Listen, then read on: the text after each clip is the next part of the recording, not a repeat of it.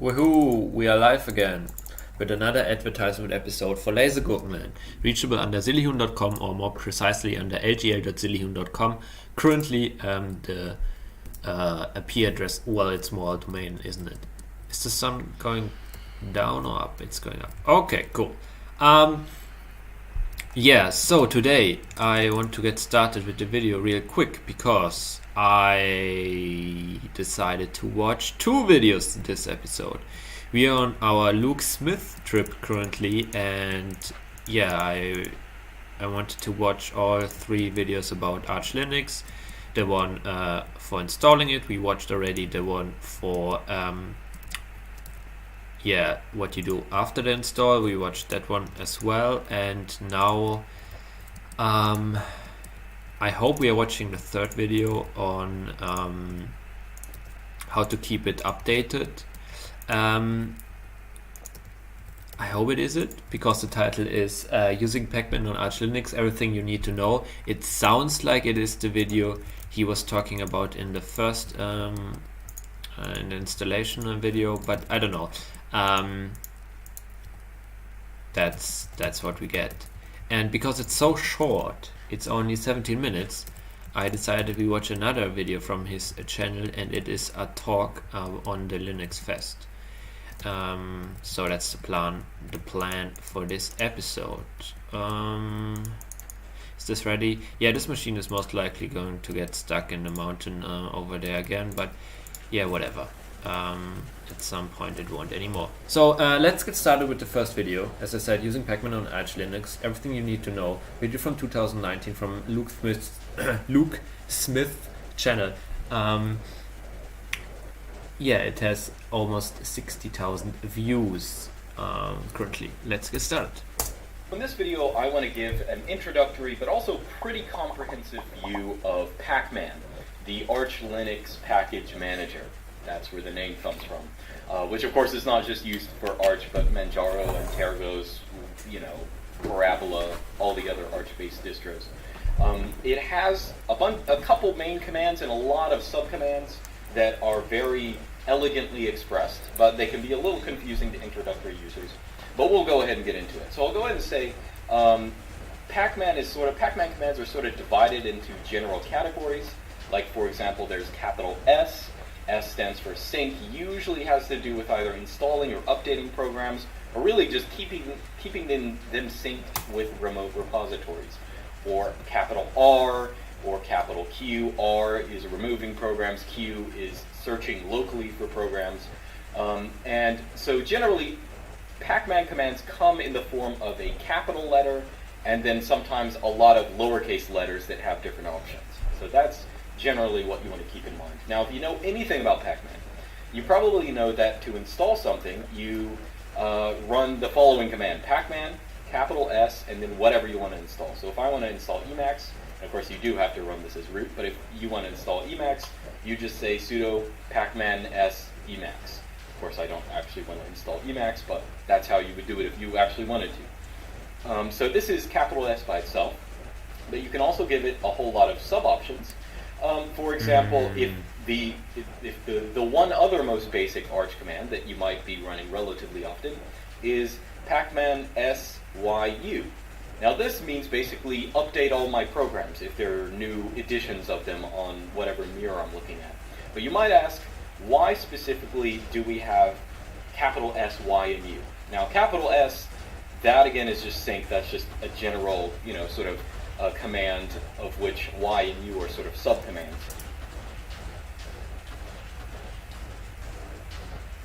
No way, did it work? Almost. Good enough. Wait, let me stop that real quick. Oh no! Aw. Why does it always happen? That was not too bad.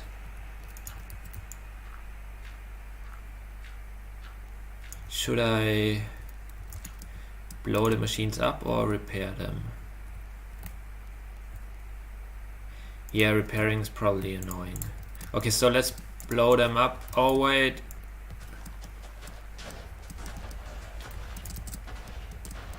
Did I manage it? Yes. Yeah, but it went good, so the next run will work. Most likely.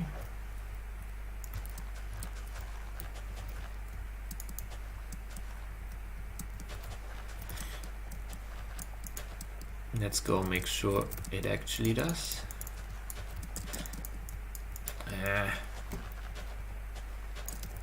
Okay, so how did that work?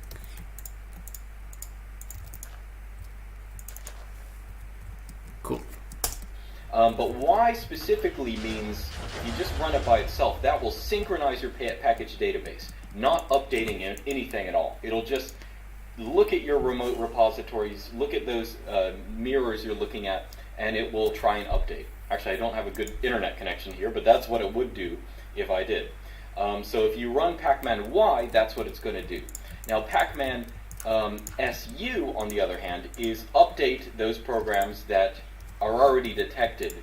If you've already run Pacman Y, you can run Pacman U to update them. But you really should run them all at once. Arch Linux is, by default, it only is compatible, or it's only made to be compatible with full updates. So it's best to always run these at the same time. Hence why, if you've ever read on some forum, you really should run them Pacman SYU. Now, of course, there are other options with this. For example, by default, if you just run Pacman Y, that is going to sync databases if you haven't synced them recently. But if you definitely want to retry, let's say, I'm not quite sure what the time horizon is, but I think, Pacman SU, this won't check if you just checked the remote repositories a couple minutes ago. But if you run it with 2 Ys, it will. It'll force it to double check. Another thing that I often have it run is W. I have a command run in the background, and what W does is it doesn't install the programs, but it actually downloads them, so you can choose to manually install them later. So that's something that I sometimes do in the background. I'll have a script run that, and then I'll choose to manually update them myself. Now, if you're coming over from Debian, wait, I didn't get that part. But it actually is it's a couple minutes ago. But if you run it with 2 Ys, it'll force it to double check. Another thing that I often have it run is W. I have a command run in the background, and what W does is it doesn't install the programs, but it actually downloads them, so you can choose to manually install them later. So that's something that I sometimes do in the background. I'll have a script. Wait, what does installing mean versus download? Is installing putting it in the correct directory and adding it to the path and adding the dependencies system-wide or whatever, and downloading is just putting the binary in the current directory? That's what I would assume, but I don't know actually. On that, and then I'll choose to manually update them myself. Now, if you're coming over from Debian or Ubuntu, you're familiar with the command. Or does it put it in the path where it would also install it to, but then not automatically update it and not entered into some database or whatever, like in some update database? Huh. The commands sudo apt-get update and sudo apt-get upgrade. Now these are equivalent to so this command here, this is Pacman capital R. SY. And SY, this is why not R? Why is update not R? I thought update is syncing the capital SU. But of course on Arch you can just run these as one thing like this. So if you're coming over and you're a little confused what the equivalent. Oh wait, what was R? I forgot what R was. So S is sync, right? So that makes sense. Capital SU. But of course on Arch you can just run these as one thing like this. So if you're coming over and you're a little confused what the equivalents are, that's what they are. Okay. Now if you want to look for a program, let's say we want to look for just anything Emacs related. I can run Pacman capital S and then lowercase s for search. Oh no, I can just say Emacs, and it's going to print out all of the programs found that have Emacs, either in the title or in the description. And you can also search specifically for a regex, let's say something that starts with Emacs or something. So you can get things a little more specific if you want. But in general, these are the main capital S commands you're going to be running. Now, the main, so that's installing programs and updating programs. If you want to get rid of programs, if you want to uninstall programs, that's relatively easy as well. Oh now, no, another mountain. Let's say I have a program VI on my computer. Let's say I want to get rid of that. The default way is just to run Pacman, capital R for remove, and VI. But I don't recommend you actually run this. You sort of want to run it with some extra options. Now, by default, well, let's say a lot of times when you install programs, they actually pull a bunch of dependencies. So if maybe VI pulled a bunch of other files simultaneously when I installed it.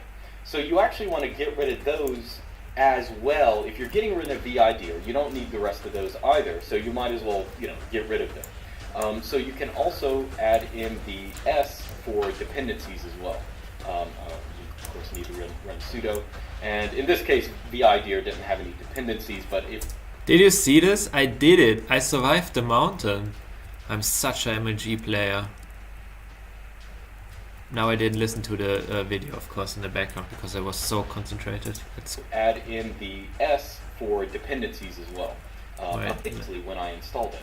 So you actually want to get rid of those... R was not synchronized? R is delete? Wait, what? IDEO on my computer. Let's say I want to get rid of that. The default way is just to run Pacman, capital R for remove, and VI. But I don't recommend you actually run this. You sort of want to run it with some extra options. Now, by default, well, let's say a lot of times when you install programs, they actually pull a bunch of dependencies.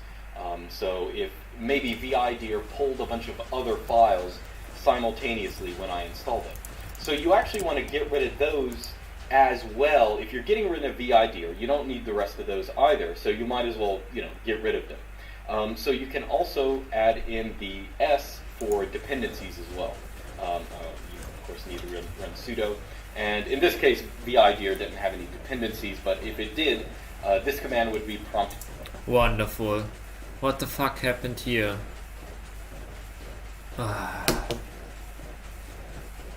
This is so annoying. It's a feature, I guess. Oh my goodness.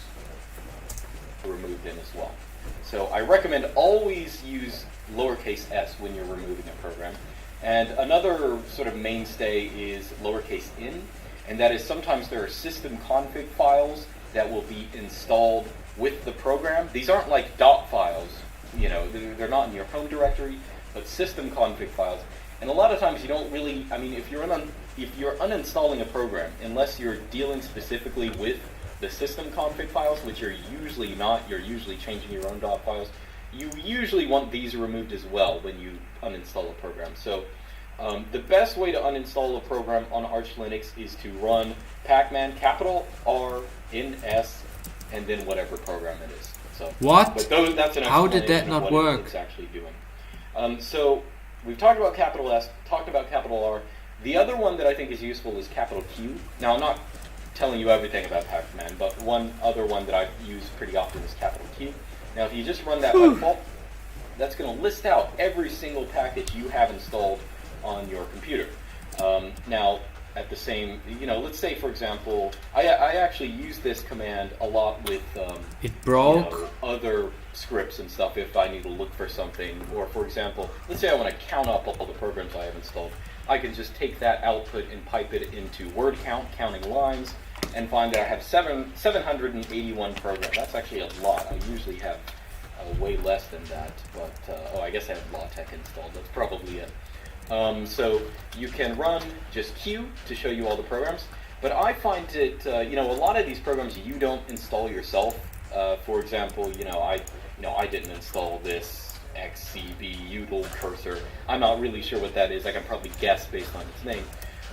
But if you want to see only the programs you've explicitly installed, include a lowercase e in that. And what this is going to show you is, far fewer programs. You see this is less than 200. But these are programs that are explicitly installed by you or by some other program or something else like that. And the nice thing about this is it's a little more intuitive when you're looking at, sometimes you don't care about those dependencies that are automatically pulled. You just want to see, you just sometimes just want a list of the programs that you have by default on your computer so you can keep track of, if you want to reinstall your system on something else, it's nice to know what you have. You can also, I don't think I mentioned it before when I was talking about sync, but a general option you can give pretty much any Pacman command is lowercase q. And what that does is gets rid of, it only provides the program name, not the number or any other fancy details about it. So if you don't want that, let's say you want to take this output and put it into a script or something like that, it might be better to include the Q so you don't have, the version name or something else like that. Now additionally, you can specify, for example, Pacman Q in. This is all the programs that are installed from main repositories. If you include lowercase n or lowercase m, on the other hand, is all the programs installed from the AUR, if you have any of those installed. So sometimes you might want to keep those a little separate, just so you know that they're both there. And another Could you please explain what the AUR is? I mean, it's a beginner tutorial, isn't it? The command is that is sometimes a little useful is this one here. Now what this is basically unneeded dependencies that aren't needed anymore. So if you run this, you'll see I have two programs here, gconf and go. Now what this command is doing is it's really showing your orphans, the programs that were, let's say, installed on your machine as a build dependency or something else, and whatever required them no longer requires them. So if you run this command, you're basically going to get a list of programs that you don't necessarily need most of the time. I'm definitely going to keep Go. Sometimes I use that. The reason it's here is because Go was installed. I didn't explicitly install this, but it was originally pulled as a dependency for a program, probably for building a program, and I no longer need it. So anyway, that's a basic look at the command line options you can give to Pacman. I'm not quite done yet, but again, just as a rehearsal. So S usually has to do with syncing things up, installing programs or updating or something like that. Removing programs, I recommend using capital R in S. That's sort of the canonical way, so you can get rid of all the dependencies that you don't need anymore. It doesn't, get rid of dependencies that you do need from other programs, just the ones you don't need anymore. And Q has a lot of sub-options. You can look into it yourself, but it involves usually, looking for things on the local repository. Oh, and I mentioned, so you can use capital SS to search the remote repository for something. Again, Emacs. You can search you can say capital QS to search for Emacs on the local repository. There's nothing on my computer Emacs related. So anyway.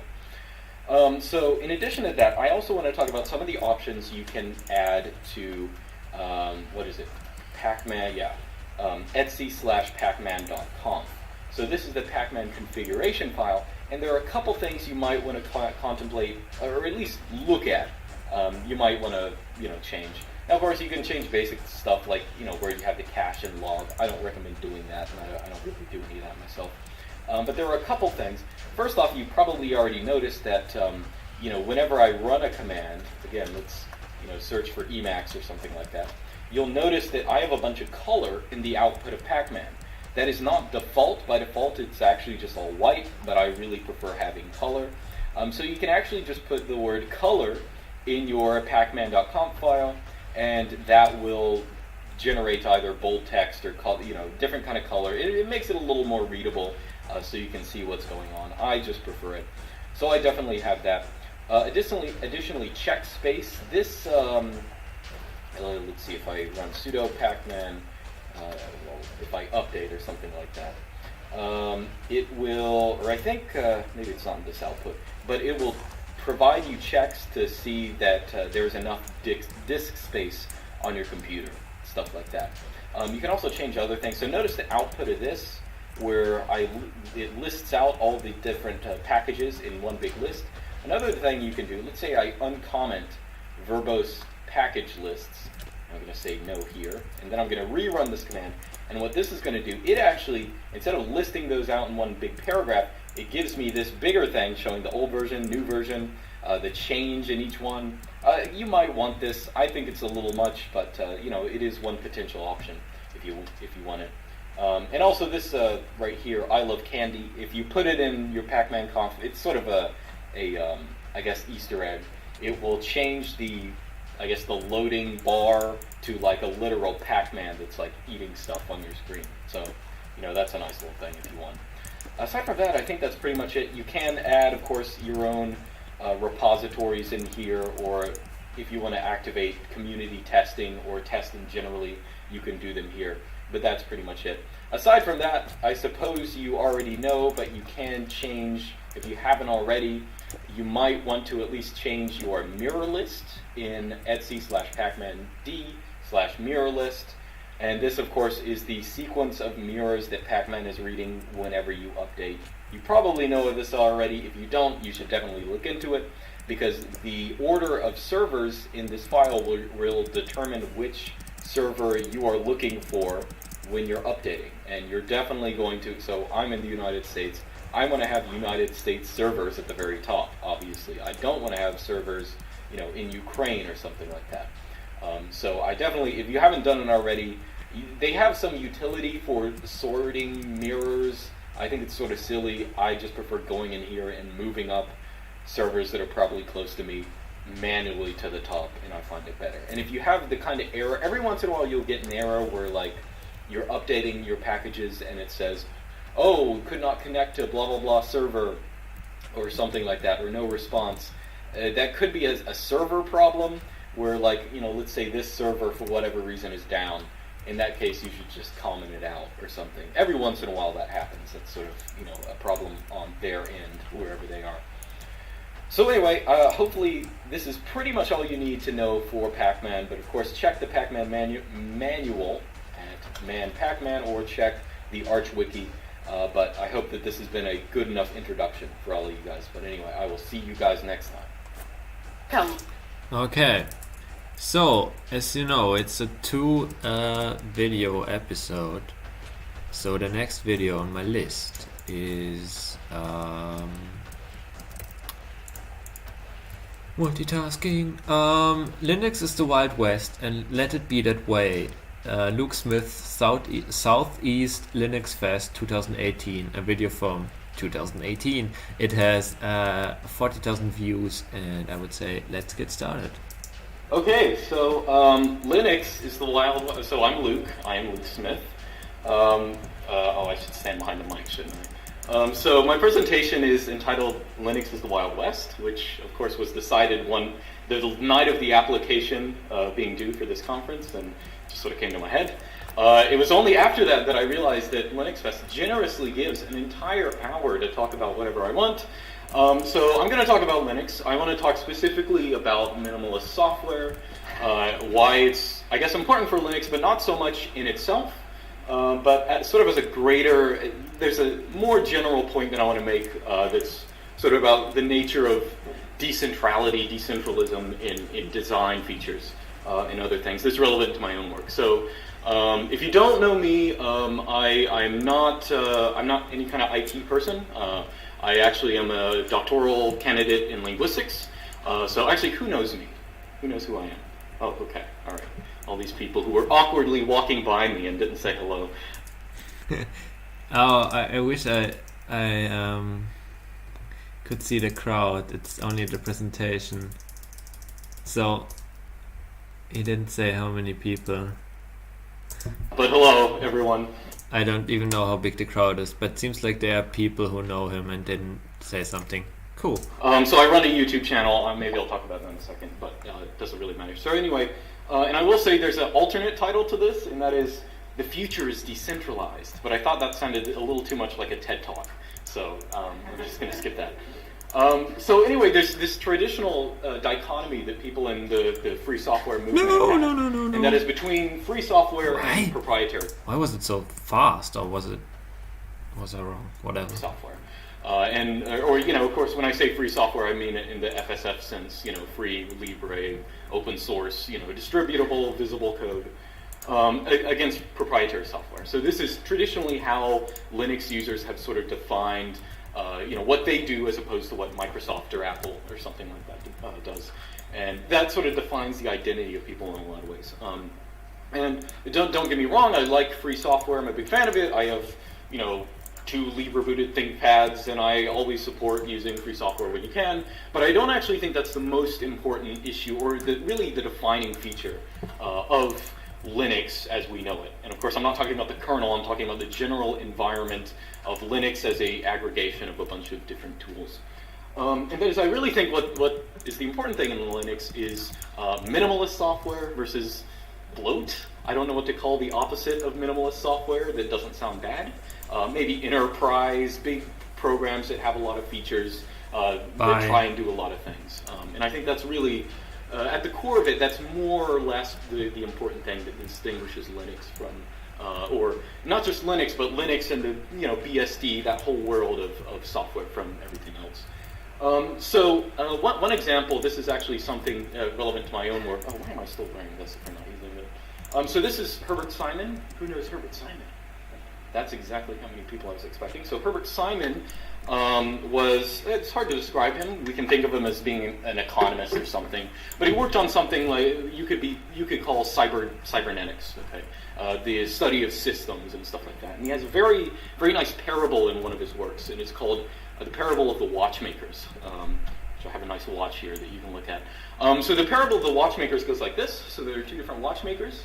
One of them he calls hora, which is the Latin word for hour. One of which he calls tempus, which is the Latin word for time. It doesn't matter the names. But the idea is, tempus, his idea for constructing watches is, so there are 100 pieces that go into a watch, and he wants to minimize the amount of steps in that process. So he takes the 100 pieces and he sort of fits them together into one big watch all at once. He sort of clutches it in his hand and finagles it around, and that's his way of constructing watches. On the other hand, the other guy, Hora, his idea is basically that's too difficult of an operation. What I want to actually do is build, make watches sort of from the bottom up. That is, take the 100 pieces, make a subcomponent of 10 pieces, another subcomponent of 10 more pieces, etc., etc. So you have smaller pieces that go together to make this one whole.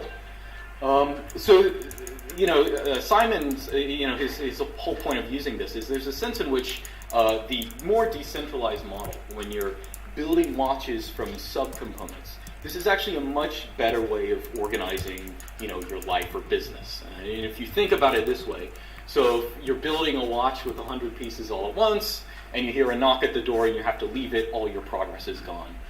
Whereas if you build subcomponents, those are all entities in themselves. If new technology comes, you have to replace pieces or something like that. You can easily replace them if you build subcomponents, but not if you have, a bunch of stuff all fitting together at once. So this is the general idea of it, and it's one of the foundational ideas in cybernetics, and that is decentralization, right? So here's an image from the first page of Google Images or whatever. Centralization, of course, is everything going together at once, everything being operated by one sort of core, whereas decentralization is subcomponents that work together. Now, at the surface, decentralization is a little more complicated in that you have more nodes and stuff like that, but it's actually in this sense, it's a lot more useful. So I guess most people are familiar with the cathedral and the bazaar. You guys know this, most people. Okay, so the distinction, of course, is between software like in Microsoft or something like that is usually designed as if a cathedral is working on it, a whole bunch of people sort of have a set idea, they go through it, as opposed to a bazaar type construction where it's a total shit show, everyone's doing different things, everyone is sort of working together to make different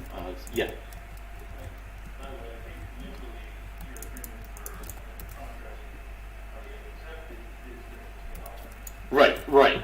But it applies at different scales. Yeah. So, but the point general is what I'm getting at here. In that, so there's a kind of construction which is not necessarily even organized by a central authority, but comes sort of from the bottom up. There's an illustration, but we can skip over it. So my idea here is basically what defines Linux isn't necessarily that it's free software. That is an important component of it that sort of ties into this. But the programs are small and predictable. When you have bugs, since those bugs are in small subcomponents, you can easily figure out where they're coming from. And the system is decomposable. You can take a piece out, do something with it, do something else, replace it. And there are other benefits. It's light on resources. It's easy to maintain, stuff like this. So I'm a big proponent of this kind of minimalist view of software. And you might be familiar with the Unix philosophy, which sort of ties into the same thing, right? Programs should do one thing and do them well. And if you have a program that's doing something a little more advanced than that, it gets a little confusing. Fuck. A lot of people will come to Linux nowadays. A lot of people want to, be Linux evangelists. Now, I'm not actually a big Linux evangelist, but I've always had the perspective of letting them judge you by your fruits, so to speak. Show what you can do on Linux. Don't necessarily throw it in people's faces. But I will say one idea that I think a lot of people have when they're dealing with how do we make Linux accessible to other people is what we should really be shooting for is making one cohesive environment, like one Linux, like maybe even like one set desktop environment or something like this, but really one big thing that is Linux, that is a brand that we can market, and that's one thing that makes, and everyone's doing sort of the same thing on it. Now, I'm very much opposed to this. First off, there's the problem that we already have that, and it's called Windows or Mac OS, in the sense that it's sort of hard to compete with something that's basically the same thing and already established. Originally I actually, my undergrad in economics, and I worked on game theory and stuff like that, which I actually still do. So game theory is just the analysis of strategic behavior or something like that. And one common example in it is sailing. So you, of course, can have these sailing races. And the interesting thing about sailing races, let's say there are two people in a sailing race. You can tack left and right to go for, to sort of catch the wind and go in certain directions. Basically your strategy works out in this way. So if you're the leader, what you want to do is sort of predict what the person behind you is doing. So if you go right, he goes right. That way, if you run into some turbulence, he does too. Or vice versa. So he can't get ahead of you if you always make the same decisions. On the other side, if you're behind, the person who's behind in the race always wants to make decisions that are different from the person in the lead. Because if they always make the same decisions, they're always going to catch the same waves, they're always going to get the same wind.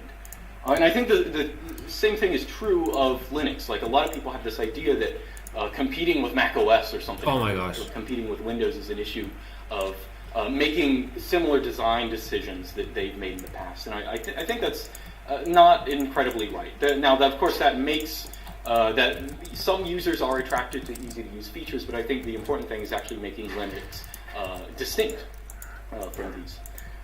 So a bad idea would be making a Windows or Mac clone or something like that. I'll explain this in a bit.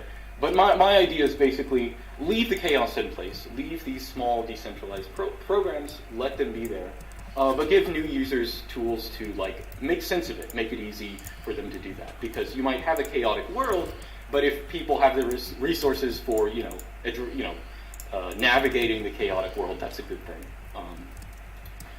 So anyway, how do we do this? Well, I don't know how to. I don't have some authoritarian idea of what exactly we should do, but I'll tell you what I do. So those of you who I guess know me from the internet know that I have a YouTube channel, and it's usually noted because I have these colorful thumbnails with memes on them that aren't related to any of the content on the channel or something. It's just sort of a joke.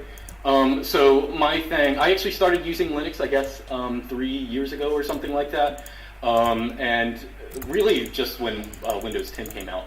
And my perspective then was just, I'm going to start putting up videos on YouTube, but it's just going to be things that I happen to be doing today, or silly stuff like that, and make a bunch of thumbnails and people start watching.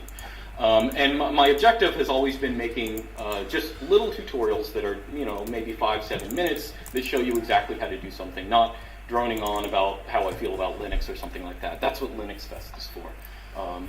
But anyway, Another thing that I really like, that I think bridges the gap. So in addition, I think that one of the things that I think is important to remember is the software is out there. It's just an issue of making it sort of accessible to new users. So I like making tutorials, and the other thing I like is wizards. I'm not actually, I don't think of myself as being a computer programmer. I don't really write programs, but what I do like is wizards. I love wizards. They're fantastic. Because the thing is, if you create a wizard for putting software together, you're not adding more onto the stockpile of all the stuff we have, but you're making that stockpile easier to navigate, and that's what I'm a big fan of. So one issue that I had when I started using, I should say, if you don't know my channel, I don't just use Linux. I use basically a very highly configured setup with using a tile and window manager, i3 gaps. I use basically all terminal programs besides my browser and stuff like that. I don't use like the TTY, I use it in a graphical environment in i3.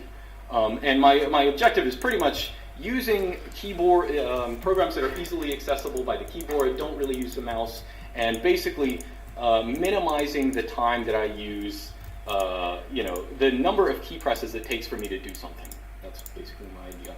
So one program that I ran across sort of getting into this was Mutt. Anyone know what Mutt is? Okay. It's a pain in the ass. More people than Herbert Simon, of course. Mutt is actually a really fantastic program. It's an email client. And the thing about Mutt, it is a huge... I've actually tried it, but yeah, wasn't too successful. Like getting stick to it or like actually using it. Yeah, I don't know.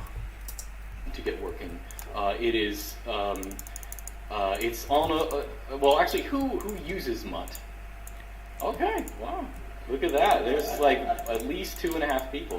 That's well, I do too, so I should put my hand up too. I love Mutt; it's fantastic. But if you've actually, let me ask this: who's tried to use Mutt? Okay, guilty. Okay. So that makes sense. So Mutt is one of those programs that's fantastic. I really like it, but it takes so much effort that you have to pour into to get it working. And after that, I sort of had the idea. Actually, here's what it looks like, but you can't really see anything there.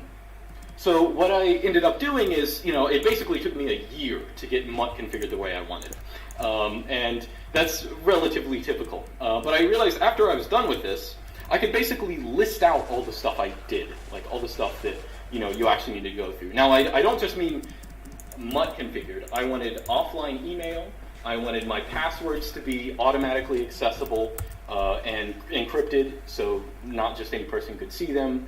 I wanted indexing. I wanted all this stuff, all of these moving pieces working together. And that's what took so long to actually... configuring Mutt itself doesn't take too long, but getting it working with all those pieces is a huge pain. So what I ended up doing is actually writing a wizard for this, like literally, and it took literally just like 1 weekend. So what this wizard does, it's just an in-curses menu, and it's not just for Mutt. So what it does is, all you do is go to it, you give it your email address, and it will auto-detect a bunch of information for that, but it'll give you an automatically configured Mutt RC. It gives individual RC files for each email account you input it, so you can actually use multiple, you can go through it multiple times and add multiple email addresses. It gives you keyboard shortcuts for jumping between those boxes and accounts in Mutt, so you can jump back and forth. So, if I have 5 email accounts, I1 goes to my first one, I2 goes to my second, or something like that. Or you can jump to inboxes and stuff like that. All of that is generated automatically. And this is actually a huge pain because different email services, of course, have different names for their sent mail or something like that. That's something very useful. So also I have it configured with offline IMAP, which is a fantastic program that will mirror an IMAP, the contents of an IMAP email account on your actual computer. So if you actually just configure Mutt itself, it has to, you have to be connected to the internet or something like that. And I was like, I don't want to do that. I actually lived a year or so, or more than 2 years without internet, like at my house. So I wanted to have email, I wanted to be able to respond to them at my home. So I wanted something like this. So the wizard does all this, configures MUT, it configures offline IMAP, it encrypts your passwords with GPG, and you can also set up a cron job so that it checks your email accounts at every so many minutes, and also uses not much to index email. So yeah. No, well, I would respond, and then if you get connection again, of course. Write email at home. So I would, I usually get a bunch of emails from like my YouTube channel, and then I'd download them when I'm at work or something like that, and I'd write out my responses at home.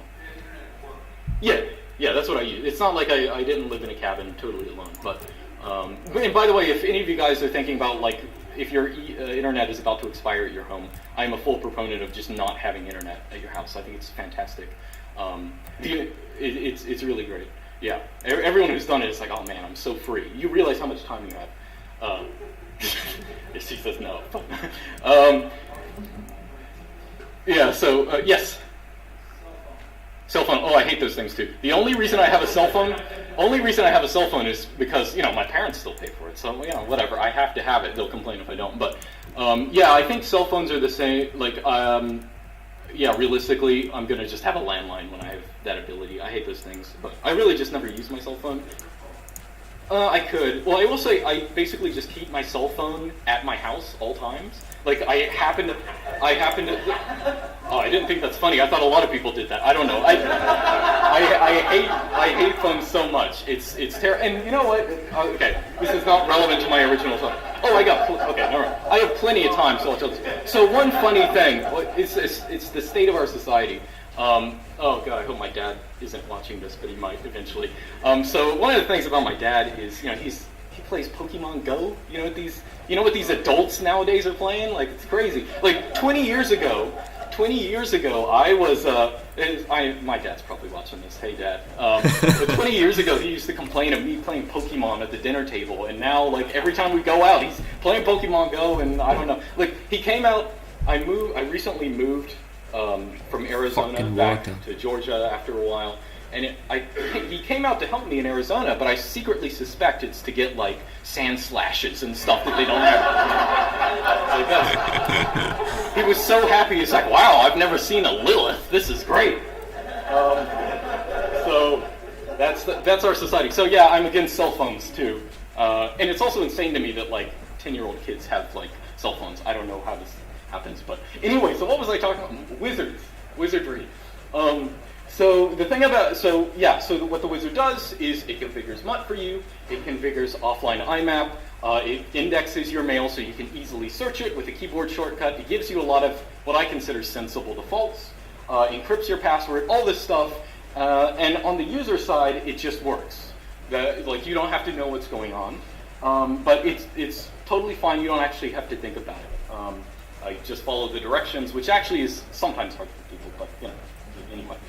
So this, I've done other stuff, I've done other wizards, but this is the one I like the most, just because it saved me like months and months, well, it didn't save me months and months, but it saved other people months and months of time configuring this program that gives you something really, really sweet, and it gives you all the bells and whistles, and it's something you can do in like literally 3 minutes. So yeah, and this is what I'm talking about. That is, you don't necessarily need to give people a cohesive environment so long as you give them, you help them along the process of configuring them, and of course all of the moving parts in MUT, offline IMAP, not much, all that stuff, all of them are still available to users. All of them can easily, I want to only sync these particular folders. All I have to do is edit my offline IMAP RC file, and that's it. So it's supposed to be, it's not supposed to make it's supposed to make installation easy, but it's supposed to make it even easier for you to get further into the configuration. So another thing I do that harms me probably is use Arch Linux. Now I started using Arch Linux, actually soon after I started using Linux generally. And the nice thing about Arch is actually all the things I don't want to deal with are really easy to do. They're done automatically. But the nice thing is because it forces you to have a minimal install, you don't have to deal with like taking away all that software you don't like when you originally install an operating system. And that's what pissed me off about everything else, I guess. So I used Arch Linux, and I went through a period where I had to install it probably about 20 times in a week. That is, a hard drive would break, and I'd be like, I should probably install it here, I have a couple computers, and I have this terrible, I just have to have everything perfectly synced. I don't know if you guys are like that, but so I wanted everything to be pretty much running the same thing. And of course, I was still a Linux newbie, so it's like at that situation where, I messed up, something minor in my install, and I don't know how to fix it, so I'm just going to reinstall the whole thing. So that's pretty typical. So anyway, what I ended up doing is, time and time again, I would install Arch. I'd install all the programs I wanted via Pacman, all the ones I use on a daily basis. I'd have to use, activate all my services and stuff like that, user permissions, all this stuff. And I'd deploy my own dot files, things like Wizard, stuff like that. And this process too got sort of annoying. It's something that I ended up doing time and time again. And so I figured I might as well just automate this. And what actually happens is, a lot of people on YouTube would be like, hey, I like how your computer looks. How do I make my computer look like mine, like yours? And I don't want to tell people, oh, that's easy, just months and months of strain and stress, and you'll get that. But that's actually not true at all. It's actually a very fun. It's lots of tinkering, lots of playing around. That's really what it is. But it takes a long time. But eventually, the instructionals that I made for YouTube turn into scripts, which turn into really cohesive systems. And that's when I made what I call LARBs, which is a ridiculous sounding name, so it has a ridiculous logo. It stands for Luke's Arch Rice Bootstrapping Scripts. It's pronounceable, so I went with it. So the idea behind this is, it's not an Arch install system. It's sort of a way of deploying my configs. That is, basically what it does is you take a fresh install of Arch, it installs the programs that I want, it reads from a CSV file, this is the program I want for this, if I've selected an option, so I'll install this. So it installs all the programs I use at a daily basis, it installs things like Network Manager, Pulse Audio, all the basic things, and then of course it uses my dot files. And since I put this out, there are actually hundreds of my users who use this thing, which is actually sort of weird. It's weird. I mean, it's like someone wearing your underwear when someone uses your dot files. It's just very strange to me. But people do it, and not just that. The system is actually, you can take it and use it for your own dot files. So you can replace it with your own stuff and run with it. So that's, where are we on time? Okay, not bad on time. Was I supposed to read that? What's that? Ansible is very minimalist. Oh my gosh, Ansible. No, yeah, well, I always feel like I'll just do it my own way. That's my perspective. There are a lot of tools that do sort of similar things. I mean, it's the same thing. It's the same thing. When I run my website, there are a lot of things that do 99% of what I want, but I'd rather it do 100%. So I'm just going to write it myself. That's just my own thing. But yeah, so the goal of it, of course, is not just to make things easy. It does sort of do that, but the goal is to remove the barriers to entry, but leave the customizability to me or whatever other user. So here is a system, here's a working Arch Linux system that looks, it looks cool, it has all these programs, but the best thing is, here are the config files you can edit to do your own things on it. And it also keeps, importantly, it keeps users aware that they're not just using my configuration, they're not using one cohesive system. This is a bunch of little parts that go together, and you can change each and every one of these parts. And that's sort of the goal in it, and getting people to actually read the manual. That's nice. Which everyone hears that a lot, but it's actually good advice. So anyway, the point is a decentralized and extensible system isn't actually hard, but it can be new to people. We're not necessarily used to it, but it's something you can overcome. Not just, with instructing people explicitly, but, you can use wizards and stuff like this. And I think a lot of people should focus some of their I mean, it's what I do. I like focusing my effort on sort of making this easier for people who are newer to Linux. Rip sign. Anyway, one example that I use a lot is, Microsoft Word. So, I, like a bunch of other people my age, went to school and, of course, learned how to use Microsoft Word. Now, everyone will say things like, well, let's put it this way. I think that people think of the sort of programs like Word or other what you see is what you get editors as being easy. And they think if I tell you instead, write a document in Pandoc and then Markdown and then compile it with Pandoc. Now that sounds complicated. It's actually extremely easy. It takes like literally one command, and it's very easy to do. But there's this sort of veneer of facility or easiness in the what you see is what you get editors. And that I want to say that that's really just a historical thing, because back in the 80s or 90s or whenever it was, I guess it was the 90s, the government goes to Microsoft and says, hey, you know what, we want to teach kids technology. What should we do? And Microsoft, of course, says, oh, how convenient. We just wrote this great program, Microsoft Word. We'll give it to you half price or whatever if you teach it to all your kids. And the rest is history. But one example I use is what is actually a more productive use of time. Now, when I was in first grade, I learned Word.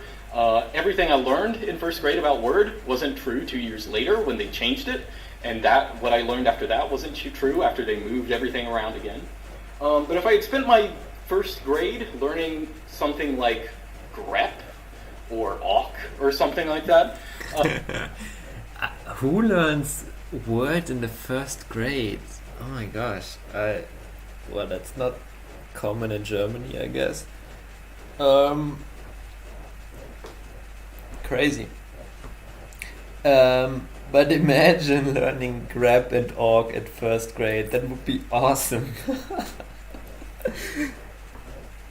It sounds more complicated because we're used to that being, that's the hard stuff, that's the programmer stuff or something like that. But conceptually, it's not necessarily. Like using grep to organize a file or extract output from a file is something that's actually relatively easy. It can be something useful. And I think that it's very easy in the same way. I'm not suggesting we all, forcibly teach, core utilities in school or something like that. I think it might be a good idea. I just don't think it's going to happen. But I will say what I'm trying to say is it's something that's not necessarily difficult. Now, I think that Linux as an operating system is actually part of like a more general movement in different affairs. Now, first off, Linux, as I said at the beginning, is sort of like a decentralized environment. It's not just like one cohesive thing. It's a bunch of programs. There's not really one. There's the Linux kernel, but no one really who actually has opinions about the Linux kernel. When you say Linux, you mean everything out there. So really, it is a weird sort of example of something that's highly decentralized that isn't necessarily winning, but it's going to be here a long time. And it's something that has sort of gone against the expectations of many people. Now, one of my favorite copy pastas that I get, some of you guys might have seen quote from Adolf Hitler. This one's actually from Adolf Hitler. But this is something you might see around. So, are you saying that Linux can run on a computer without Windows underneath it at all?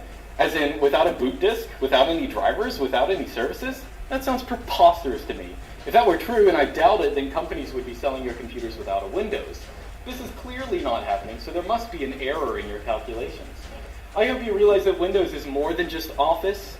It's a whole system that runs on the computer from start to finish, and that's a very difficult thing to achieve. A lot of people don't realize this. Microsoft's just spent $9 billion and many years to create Vista, so it doesn't... What a troll comment. Do you think it's serious? Might be. It looks like... Oh no! How did I manage to do it the other direction, whatever? But it's a funny comment. It sounds reasonable that a new alternative could just snap into existence overnight like that. Yeah, you get the point. So this you might have seen this as his copy pasta. People post it all the time. But it actually illustrates something that people actually think. That is, people hear about Linux, they hear about this, people write code for no particular reason because they're not making that much money on it, right? Like, you need some kind of enormous company to build top-down this operating system. And it's sort of, people think of Linux as being a kind of miracle. But my argument more generally is that Linux isn't really a miracle. It's something that, again, falls out from these decentralized, the fact that it's so decentralized, gradually building up into a larger structure. Now, as I said at the beginning, I think that Linux is just sort of, there are many examples of this. I think we're moving to a point where, I as an academic, we're getting to a point where people are starting to realize that the core of things isn't just planned systems. It's things that are sort of built bottom up. So traditionally we've had this idea that, well, something is rational if we sit down in a corporate boardroom and we plan it, and we say, oh, this is what this is going to do in the operating system, this is what this is going to do, maybe in some socio-political affair or something like that. And this is an idea that people have because it appeals to your sense of logic and it makes sense to people. But the reality is, and the reality that I think Linux demonstrates very strongly, is that it's really a very small, the reality is the world is a bunch of very small and decentralized systems that sort of play into each other. So this has actually sort of become a meme, decentralization. As I said, it sounds like a TED Talk at the beginning. So that's one of the reasons I feel weird about it. But actually, this guy's sort of a meme on my channel. Yes?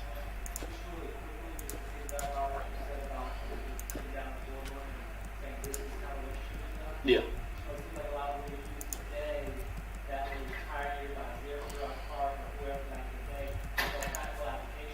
Right. Nobody wanted to, hear about it. Right. But it was probably created by people that were, experimenting, whatever you want to call it. Yeah. Not necessarily a monetary thing. Right. Yeah. That's my point. Actually, a perfect slide. So this, I don't know, you guys know Nassim Taleb? He's a meme on my channel. So, yeah, he's a great guy. So one of the things that actually he talks about is how scientific discovery isn't an issue of sitting down and planning, we're going to discover this tomorrow. It's an issue of just sort of messing around, if you're a chemist, sometimes you just play around with chemicals and you tinker a little and you find something great. I totally recommend this guy, by the way, if you should read Anti-Fragile. Actually, I'll go ahead and spoil the book for you because it's relevant to the talk. So one of the concepts that Nassim Taleb, and he's part of this more general, I guess, intellectual movement to decentralization, one of the concepts he coins is what's called anti-fragility.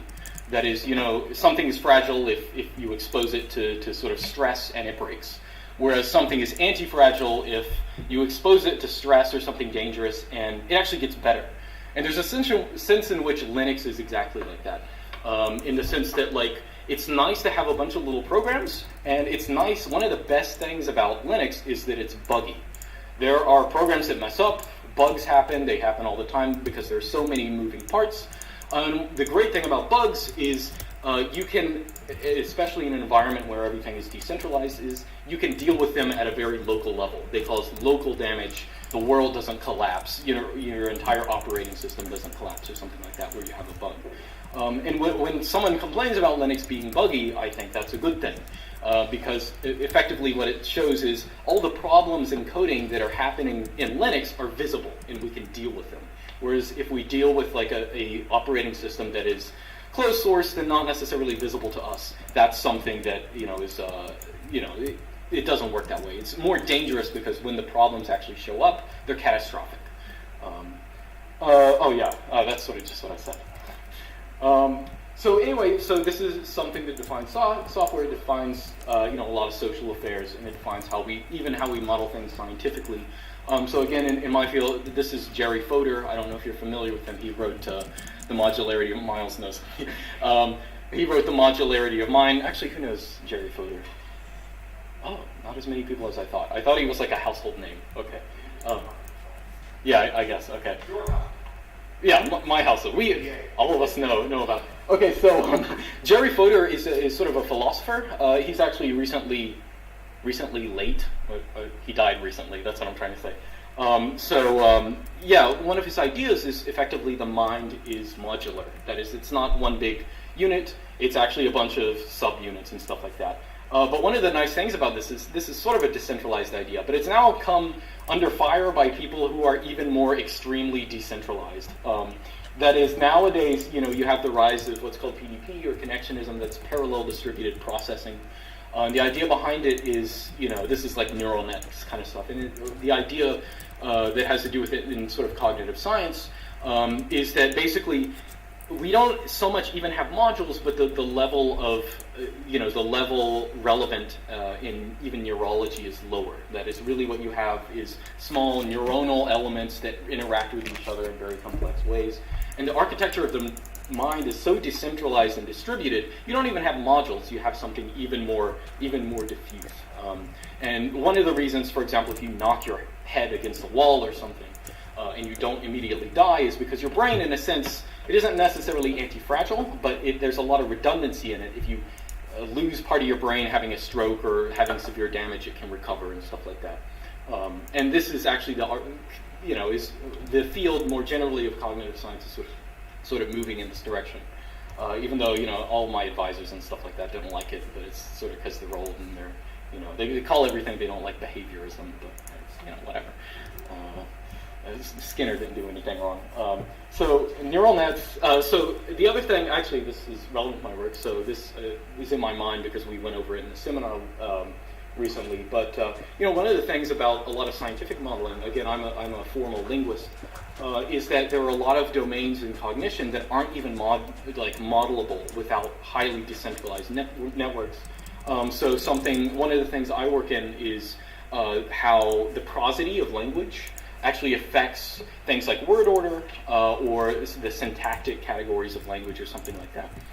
This actually is an article that argues that really, I would go into it more, but I don't know how much time we're going to have, that really the nature of language is such that you need some decentralized, because so many of the modules of the brain are looking at each other, they're recursively defined, you can't necessarily model something without a kind of neural net or a highly decentralized network.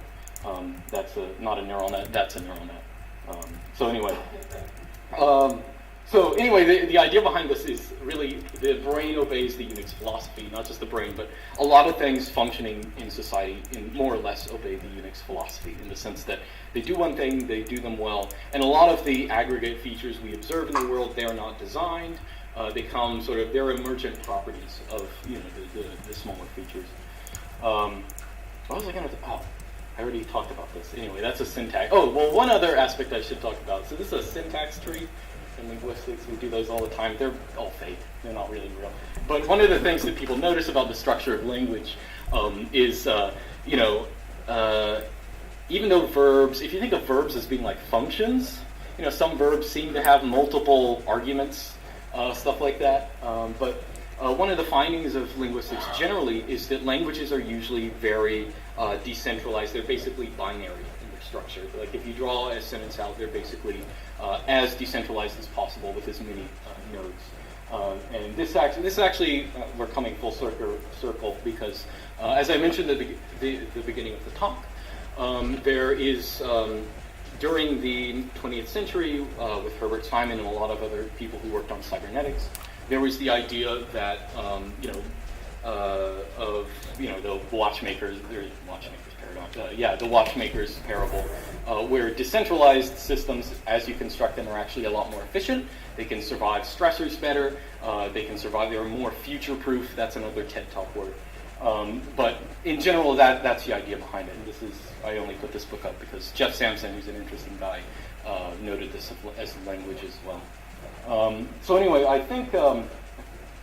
I think we're wrapping up at this point. So my point generally is people in free software, people in Linux, they shouldn't shy away from the things that have bugs, the things that are hard to understand for introductory users.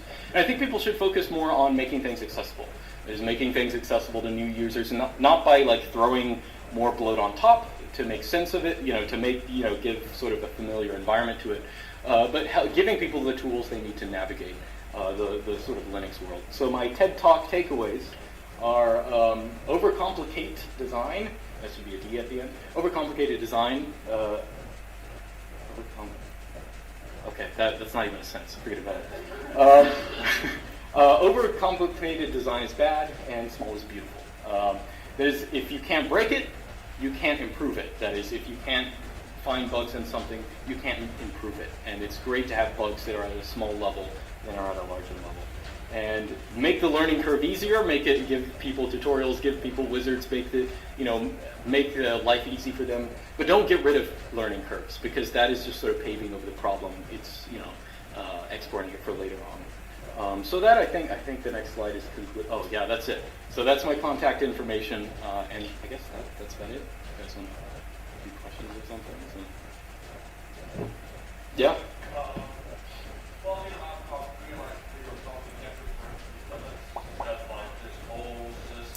Why do I have the feeling that the questions are not repeated?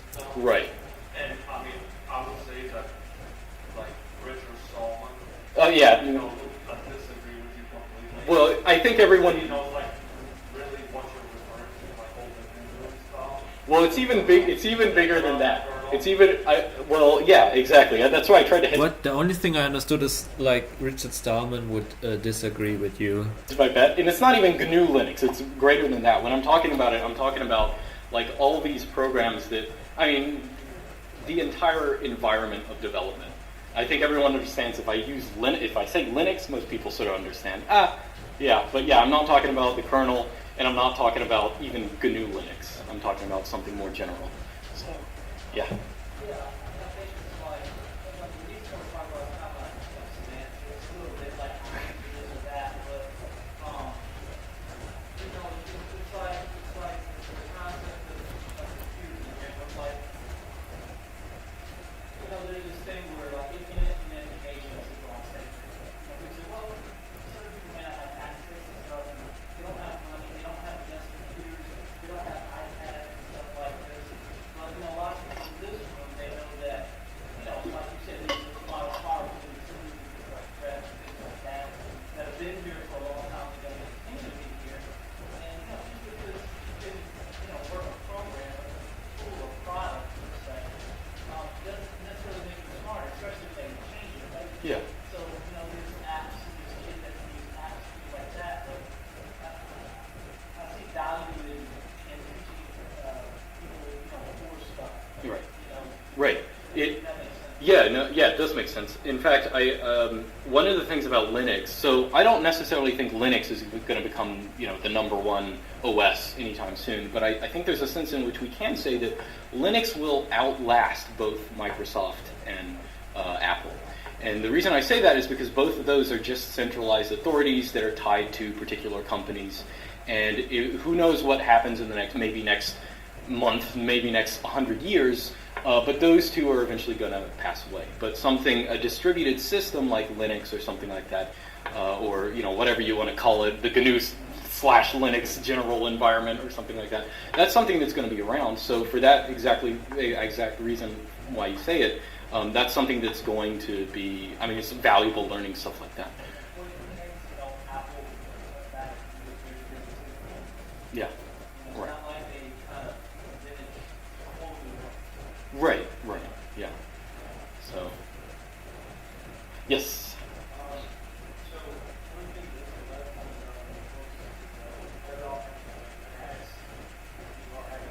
Right. Right. Right. Right. No, that's actually entirely correct. I mean, so take the most extreme like FSF positions on everything. I don't necessarily agree with them, but I like that they're there. I like that there are people who will throw a fit whenever they, you know, have to use something proprietary. That's a good thing. We might think that's weird, but that's something that's a good thing for everyone. Because if most of us are going to be sort of ambivalent to if they use, you know, free software or, you know, proprietary software, if we're ambivalent to those, obviously the powers that be or the corporations that have a motive in it sort of want to nudge us every little bit to proprietary software. So I think that's a good point. Yeah.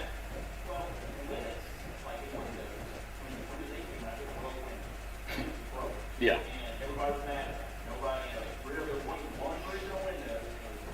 You're right.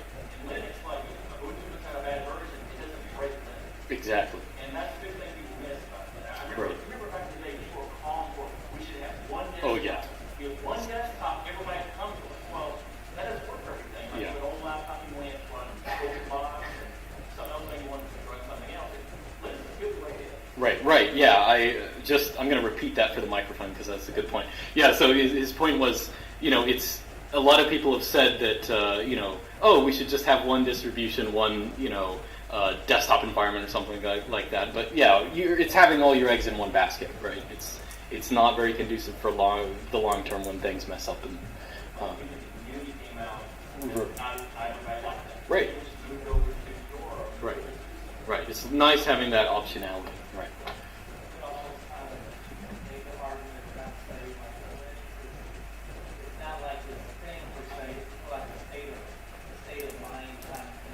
Right. That's all another conversation.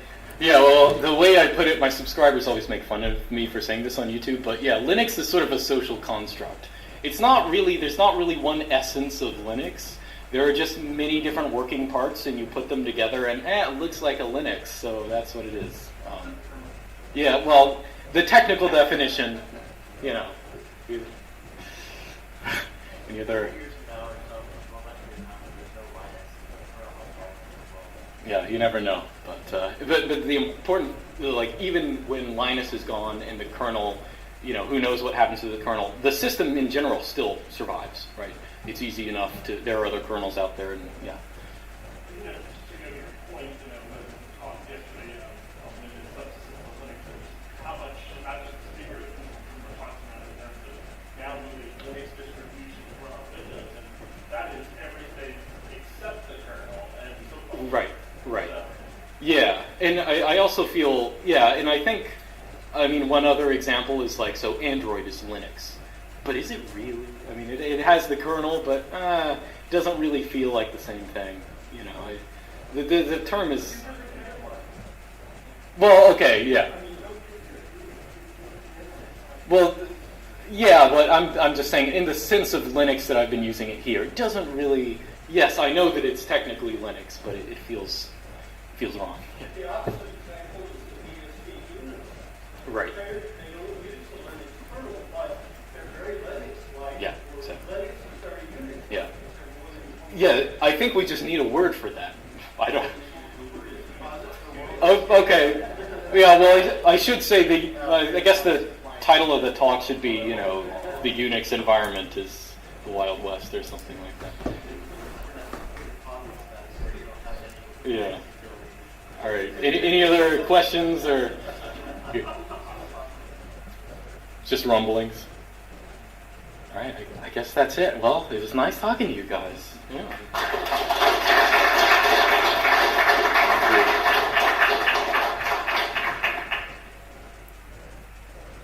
Wonderful talk. I really loved the part about his dad where he was like unplanned talking about Pokemon Go. It was really funny. Yeah, good vibes, good vibes. Make sure to check out Lasergurkenland, reachable under lgl.zillihun.com. And that's it for this advertisement episode. See you in the next one.